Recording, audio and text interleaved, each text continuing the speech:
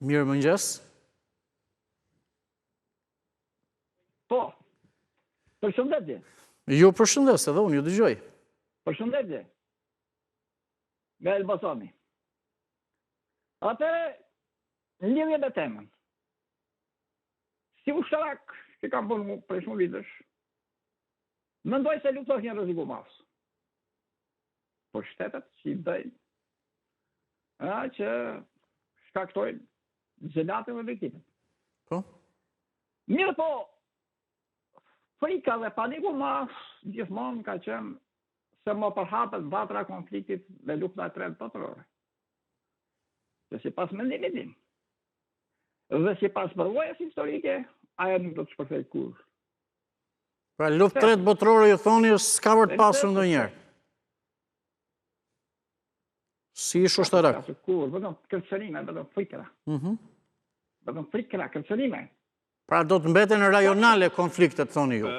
Botërore e treta, jo. Kur? Po, rajonale, gjithmonë rajonale. Okej. Sidomos në Azi, sidomos në shtetet e Azis, midën e largët, midën e mesme, gjithmonë kanë qenë konflikte vazhdueshme.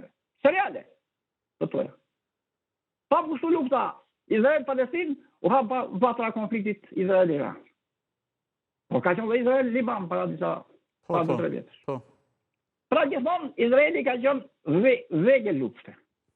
Amerika për krah, faktikisht, për krah Izraelin kundër Iranit.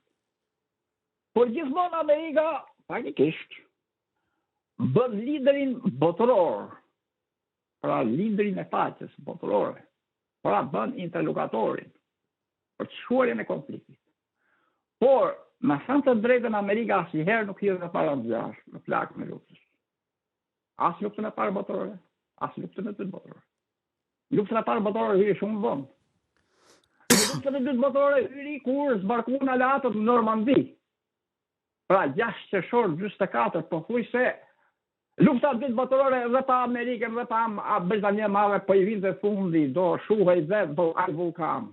Sepse mbaroi çdo gjë. Pra na i them këtë, që vatat e konfliktit që mund të përhapin luftën e tretë botërore janë vetëm evropianët, vetëm ballkanasit. Jo më kot fuqi barudi. Se nga lufta ballkanike erdhi lufta e parë botërore.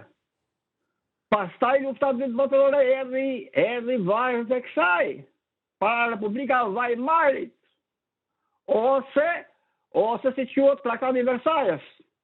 Pra, kur shumë shtetet aleate hodhën benzinë zjarrit dhe vjen shumë i flakën e luftës parë. Ja hodhën Gjermaninë dhe Gjermania. Diçka për ta mbyllur, unë si të kuptoj gjithë mendimin tuaj, se pak më parë thatë që lufta e tretë botërore kur nuk do të shpërthejë dhe tash më thoni që nëse do të vi, do vi nga Ballkani. Po do të vi apo jo? Ja sepse. Ja sepse nuk shpërthen.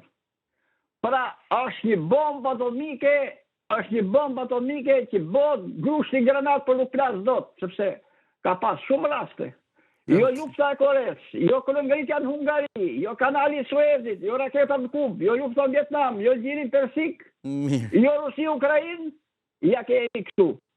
Por ne them që ky zinxhir vatrash, konfliktesh të vazhdueshme do të jenë.